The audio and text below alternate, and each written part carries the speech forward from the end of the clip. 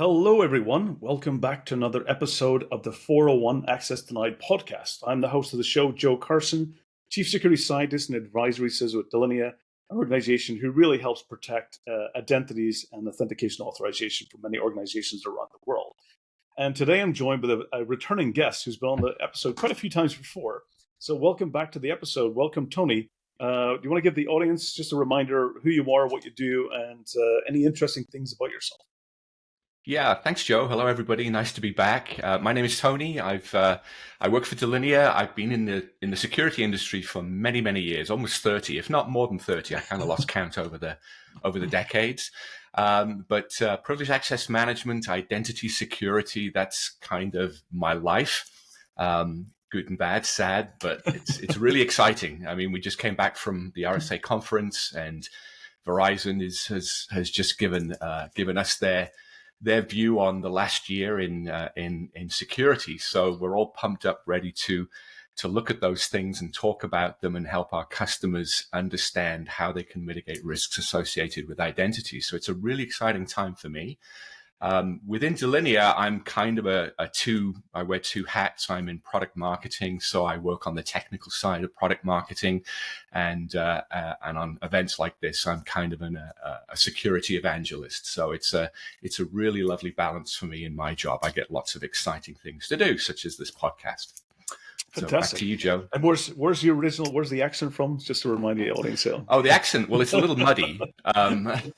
So I live in the US. I live in California, and it's getting rather hot now. I'm glad it's early in the morning. The heat hasn't quite hit me. But I live in California. I've been in the US since 1989, but I was born and bred in Wales. In fact, I was born in a town called Wrexham, which if anybody in the podcast that follows soccer, you'll be familiar with Ryan Reynolds and Rob McElhenney and their acquisition of the Wrexham Football Club. So Hollywood has arrived in my hometown, which is a very bizarre concept. It's really strange to watch that kind of stuff. But yeah, born and bred in Wales, educated in the UK, went to Keele University. And since 89, I've been in this country. I've been in the US. Fantastic. Excellent. And moving into today's topic, of course, it's the Verizon Data Breach Investigations Report, which has come out. Mm-hmm. Which is it's one of those reports where we kind of give ourselves a bit of a scorecard into how we've been doing in the past year. Have we been getting better? Have we been improving our defensive? What techniques are the attackers using? What's been successful? So it's always one of those long-awaited reports, and then we try to analyze and understand the results. So it's basically, and I mean, it's amazing if I look back at it's 17th year now. So this is impressive long run of reports. And it is. So it really allows you to go back in the data, the trends, and compare over year. This report covered 94 countries globally, 30,000 plus incidents, and then also over 10,000 data breaches. So quite a lot of interesting kind of data that's in there. So for Tony, what was some of your key takeaways? What was the thing that really surfaced to the highlight that you were kind of really kind of surprised you, or maybe even didn't surprise you? What did you take away from it? Yeah, as you said, I mean, we all look forward to this thing coming out, and if we are surprised, it's like, well, we shouldn't be because we're experts in this field. But I think overall, I saw several continuing trends from the past year. So I think so Verizon refers to they analyze what they call the ways in, the methods used to that threat actors use to gain initial access, and of those ways in, the trends were very, very similar to last year. So that was a little bit surprising. There were a couple of blips that caught my eye. There was an uptick in insider threats. It was fairly significant. It's like 35% from 20%. That caught my eye. And there was also a few references to recommendations like the use of MFA and the non-use of VPNs. And also there was supply chain attack references that influenced almost 10% of breaches. So these are areas that we need to keep an eye on. And certainly when it comes to solutions to prevent those types of threats, Delinea, we have to look at that. We have to focus on those things that are trending, that continue to trend, but also those slight jumps in percentages. We need to focus on those. Absolutely. So one of the things I kind of you covered a lot of those great areas. One thing I kind of really honed into was that the a number of credential compromise continues Right. to be the top Right. way in. Right. It's followed. Credential compromise was leading. I think it was probably more than 2 times of what the next method, which was phishing, and then followed not far behind by exploits and vulnerabilities. And Right. vulnerabilities Right. did Right. significantly increase because we did see a significant amount of vulnerabilities in 0 days last year that, of course, attackers jumped on. But if we look at Right. credentials, one thing, and if you look at not just at last year's report, but you go back into the last 10 years, it shows that actually more than 30% of the basically methods of getting access over the last 10 years has been credentials. What's Yep. your thoughts around that? What do you think that continues to be the method? Well, it does. It's no shock to me because I mean, at the end of the day, if you've got infrastructure, if you've got systems, and the way into those systems are using IDs and passwords, or it may be federated, but at the end of the day, it's some kind of credential, and that credential ties permissions to an account. And so that is the way that you're going to get access to stuff. And it's also compromising more privileged credentials is the natural way that you're going to elevate those permissions to gain access to the things that a normal user wouldn't have access to. So credential theft, it could be in the form of insider theft or insider elevation, as well as the external threat. That's going to be their primary target. That's the way that they're going to gain access to the most the most systems and services and resources within your infrastructure, and of course with the cloud. I mean, those resources are just, they've just ballooned over the last 5 years. So even more opportunity. Credentials haven't gone away; they're still there. We still use passwords a lot. The promise of passkeys taking over and making our lives a lot more secure. It's still something I believe in. I think it still has a lot of potential, but it's not there, right? We're still using passwords today. So credential theft has always been, and probably will be for the foreseeable future, the main vector of attack in the playbook of threat actors. Absolutely, because it works, and it works successfully all the time. Well, And got to your that point, human element, which is phishing people, and their psychology. It's like, that's abusing something that can people's be trust. leveraged. Yeah, And absolutely. Giving people AI things. contributes to that as well. So It we'll does get to indeed. that. It does indeed, especially when it comes to using phishing campaigns and business Yes. email compromise. Those are the areas that I see, a lot of kind of really more sophisticated types of attacks. Well, it is, Thinking about even when you're referring to one thing that I took away as well is that organizations, they tend to always still have flat networks, and especially more in cloud environments. And what that tends to do is that if attackers are able to use that initial access of stolen credentials to get in, what you tend to have is this mixture between low-risk accounts and high-risk accounts on the same flat network. And attackers are really good at using those low-risk accounts to do privilege escalation. Right. They know those paths. They got the playbooks. You go to the MITRE ATT&CK framework, and you can look at all of the different methods that they can move from low-risk accounts to highly privileged accounts. And those techniques they use over and over again. So I think it's really important. It's important to make sure that not only you're protecting those accounts from that initial access, with adding that is MFA a very good point.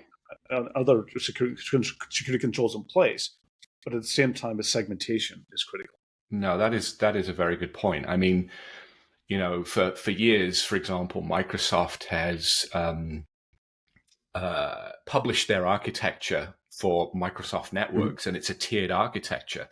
And I don't think, well, I can't say this for sure, but I'm sure many people don't take a lot of attention to that tiering, because the tiering also, if it was implemented properly, it would achieve what you're talking about, which would be the segregation of different levels of privileges and credentials into tiers, where the entry, the ingress and the egress from those tiers is very well defined and it's very well controlled. And that way, there's still going to be the problem of escalation, but it would make that job a lot more difficult for the threat actors if those boundaries were more properly defined and controlled and protected. Absolutely. And that's why a lot of organizations move to things like vaulting in order to do that segregation between accounts. And also making sure you're laying security controls that, once you're in the door, the path to those privileged accounts is a lot more difficult and challenging with additional security controls and auditability in place. I mean, for years we've proclaimed the idea of least privilege, and you may like the term or not, just like zero trust has its advocates and its detractors. But as a concept, it is fundamental. It's fundamental to zero trust. It's fundamental to a lot of other best practices.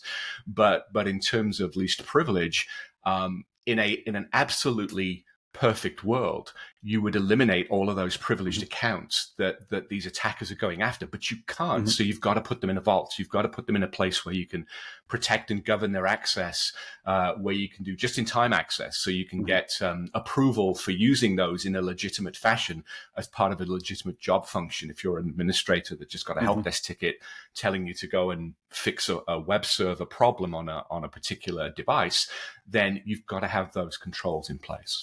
Absolutely. Getting to least standing privileges are sometimes I refer to as zero persistent privilege. So I have a question. I have a question. I'll steal one that. Of the things is it's one of my favorite. I mean, I come from a virtualization background. It was always about getting to non-persistent environments, and that's why I kind of always thought about zero persistent privilege, and also getting to zero friction as well. When you think about zero trust, I will say that you have to make sure that it's usable as well. So you have to have a zero friction approach. Yeah, that's an interesting point, because I mean, if you're talking about just in time, then you're talking about a workflow where you're kicking in, you're doing a self-service request. There's a workflow, it goes to an approver, it comes back, it gets provisioned. There's going to be some inherent delay in that process, but I think it's absolutely necessary. And I think that's just the nature of the beast. But it's interesting, you notice, you mentioned about the virtualization, because obviously in the cloud, we're faced with that a lot, right? Yep. There's a lot of ephemeral servers going up and down, spinning up and down, and those credentials are going up and down with it. So that's an obvious area. And that's where you're getting into temporary credentials, and you're then getting into things like, well, you've got also patching faster, which also that's one of the virtualization also allows you to get to it, getting to micro-segmentation. So I've got a question for you. Into one of the things that was really interesting as well was the state of ransomware within the report itself. And we recently did our own ransomware research, which also showed where the acceleration of data exfiltration. And this report, Verizon Data Breach Investigation Report, also showed the rise of ransomware, but also the rise of data exfiltration. Notably, where it's getting to extortionware. What was your thoughts around it? Yeah, I mean, I think they use the term ramstortion, which I kind of like. It sounds like a German heavy metal band or something. But ramstortion is the fun term that they're using. But yeah, I think the number. So I've got a few notes here, but I think the number for ransomware and so on was around 23%, which was just slightly lower than stolen credentials. But if you do combine that with the stealing the data for extortion as well, then that number jumps to like 32%. And, it was the top breach pattern in most sectors, scientific, financial, heavy, technical services, scientific, etc. In terms of ransomware, it's the gift that keeps on giving, isn't it? I mean, I think that the ranks there's fluidity. I mean, there was, the feds came down on some of the groups, and that's kind of leaving a bit of a void, but others are climbing into that void. So it's not going away.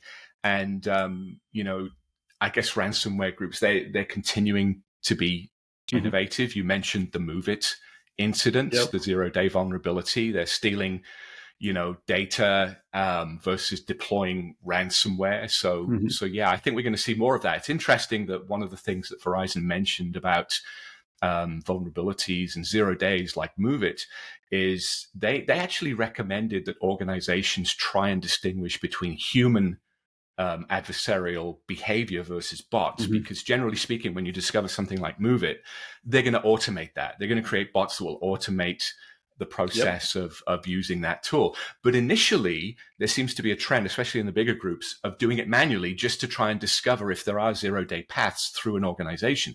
So the ability to spot manual activity by an adversary that could be kind of like a precursor or a hint that there may be a 0-day attack on the way if they happen to find one.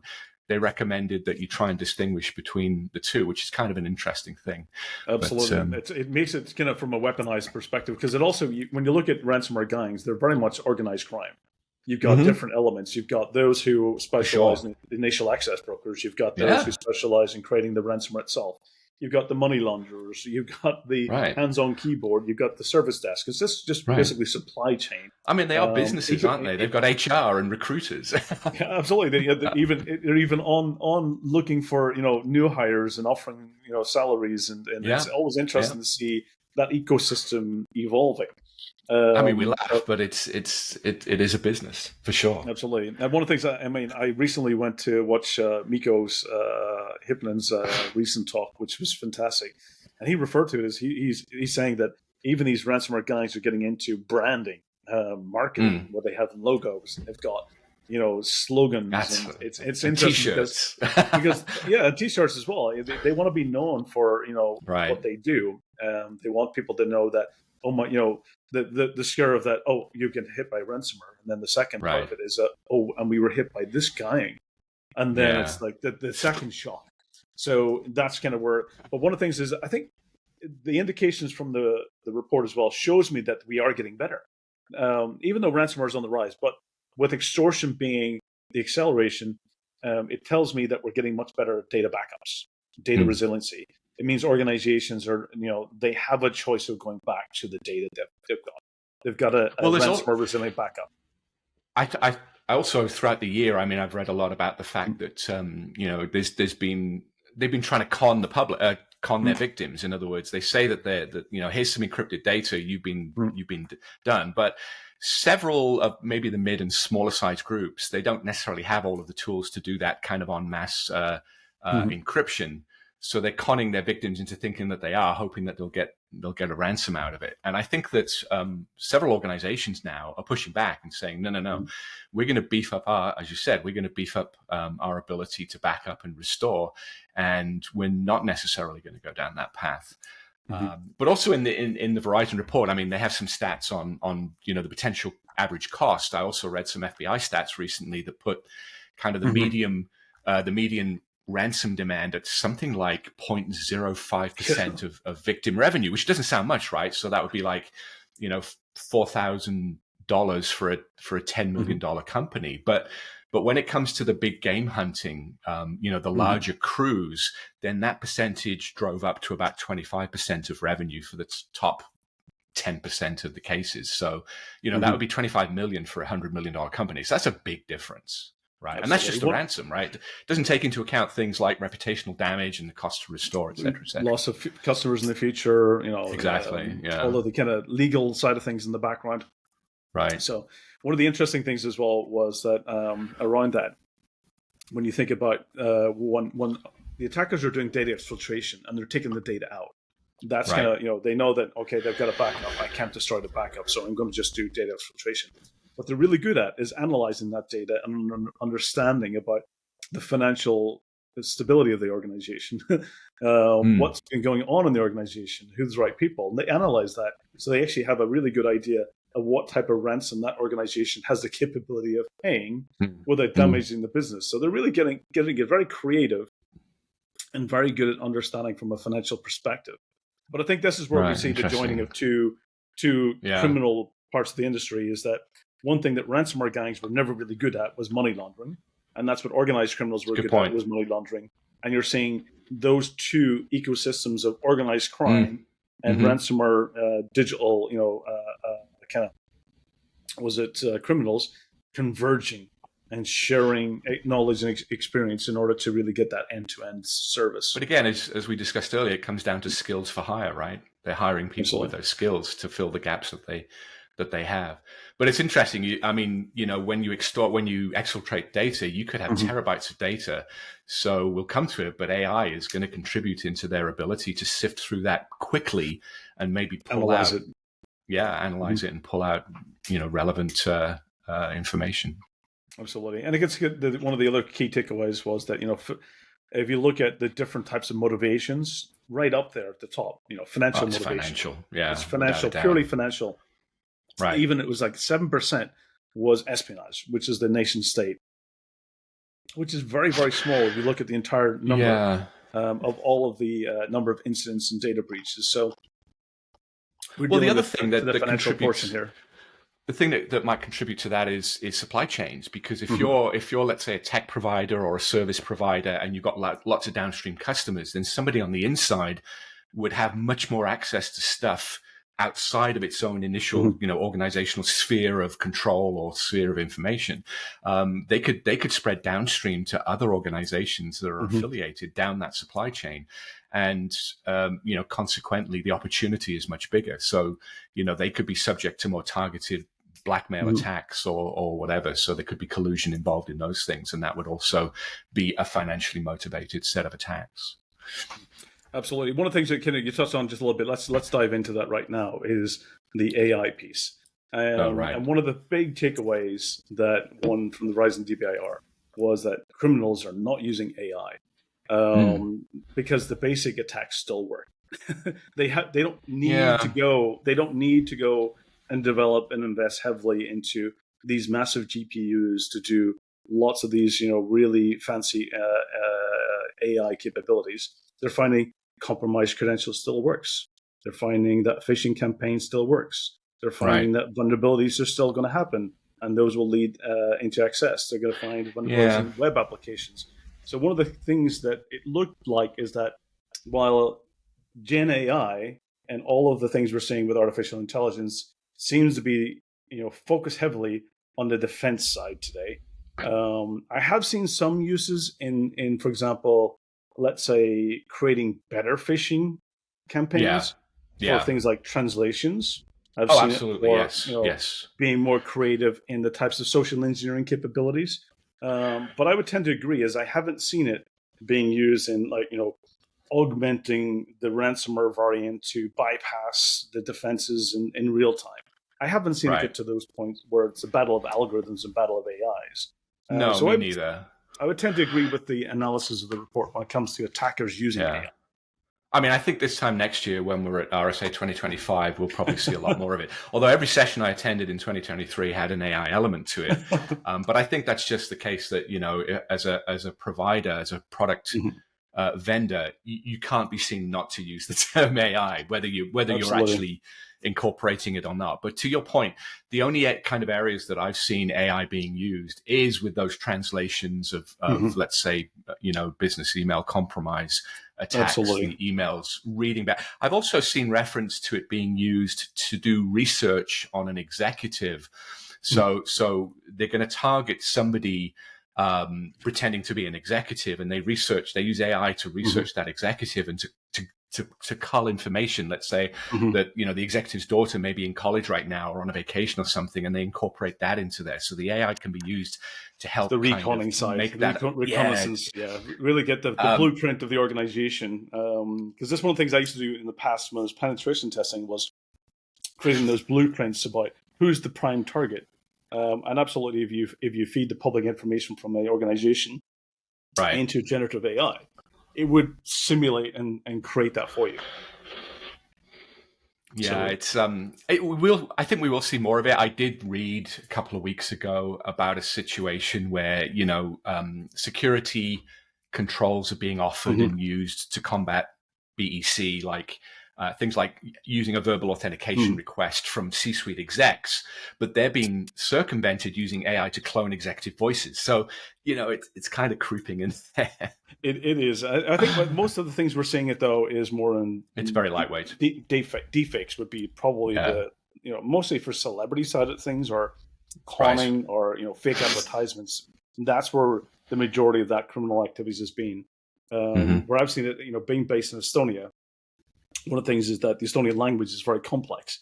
So that has for many years been a barrier for criminals, to do phishing and business email compromise and social engineering.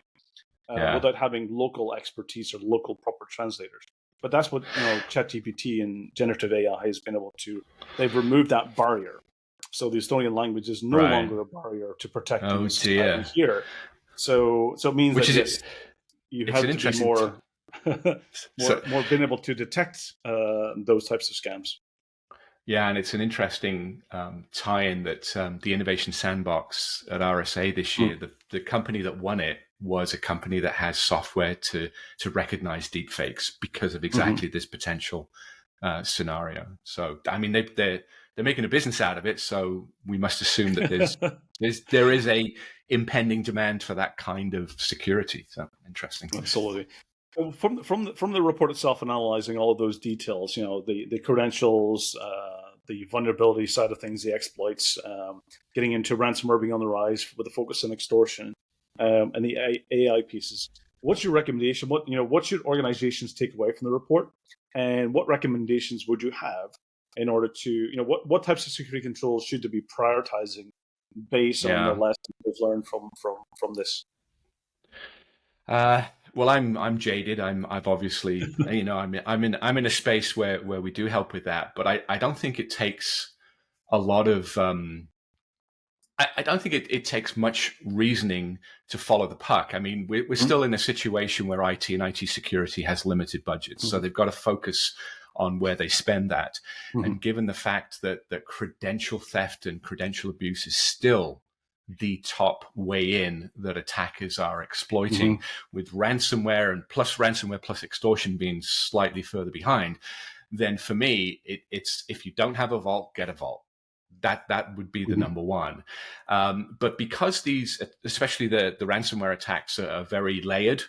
I mean, the typical attack chain, the layers of the methodology that they use in order to gain initial foothold, to gain access, to elevate privilege, to move laterally. You've got to spread those controls, excuse me, throughout your infrastructure. So that means locking down workstations, having workstation protection, so that you can do things like it's almost simple blocking and tackling, but it requires technology to make it happen. And that is removing, just basic users from things like the local administrator group, making sure that they have least privilege, and then extending that to servers where you can do the same thing to prevent lateral movement, which is a very, very common adversarial tactic. So you want to prevent that lateral movement. But if they do and obviously to protect the server from being attacked in the first place, but if they do get a foothold, you want to try and prevent that reduce that blast radius, contain them, in other words. Don't put hurdles in their path to prevent them from going to the next step in their playbook. So those hurdles are all important. And now the focus is on making sure that you can do all of these kinds of things across your entire identity fabric. So that identity fabric, if you're looking at credential protection, that includes your identity providers, whether it's Entra ID, whether it's Ping, whether it's Okta, whether it's on-prem Active Directory. You've got to have visibility into those IDPs, as well as your systems, your workstations, your servers, whether they're on-prem or in the cloud.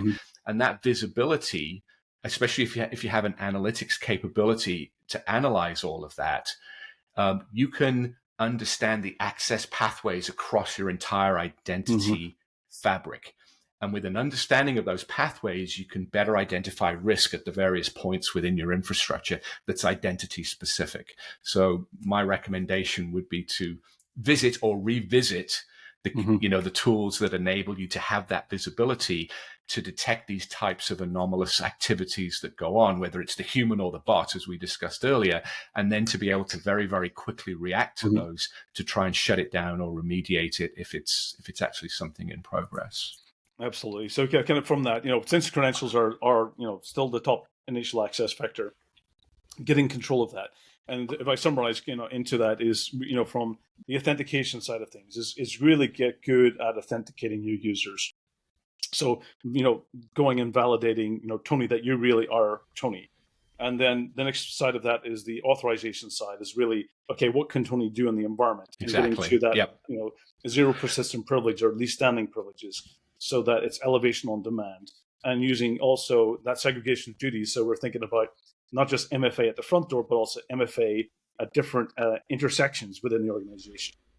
Right. And then with that is the entitlement side of things, where you're thinking about, okay, now that I know who Tony is, and I can kind of make sure that he's only doing the things he's entitled to do, is what has he done in the environment? So getting that visibility and the entitlements is the audit trail into Where have you been? What have you changed? Right.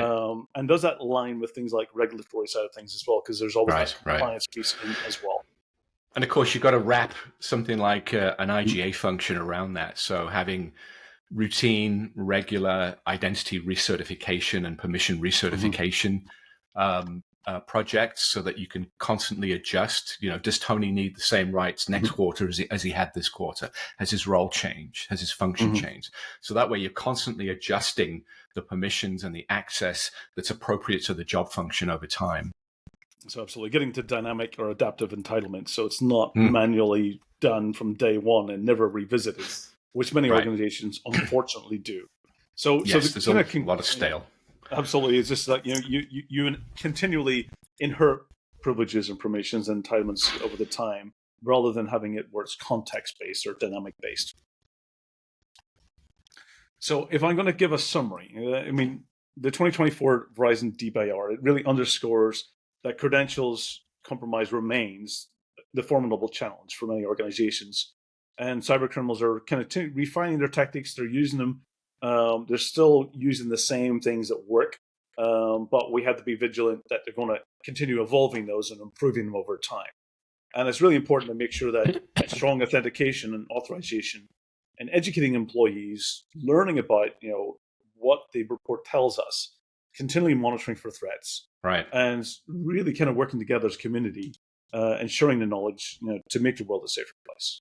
Well, the community is interesting because, the certainly in the US, the FBI and the various three-letter agencies are way more out there now, willing to help and coordinate and collaborate on issues of security than they ever were before. Their presence, I keep mentioning RSA, but their presence at RSA, they were everywhere. It's you're not on your own anymore if you do get hacked. There are lots of resources there to help you out. But Verizon's my read of the DBIR is that they summarized the takeaways being continued need for security awareness. There always will be because of that human element.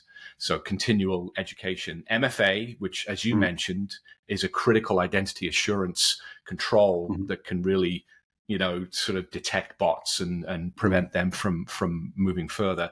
Secure coding, which we didn't touch, but I think that's important as well. And there's a lot of emphasis on that.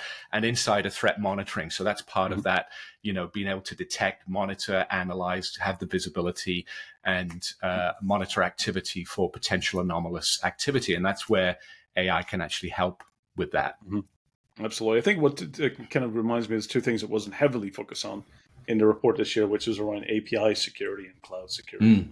It was in there, but not heavily focused. I guess that organizations are in the hybrid world where they've got interesting. Both. So, Tony, it's been awesome having you on the show as always. Thank you. Your knowledge and insights of the report is very valuable for the listeners and those out there. Any final thoughts you would like to leave the audience with before we close the episode? Be safe out there.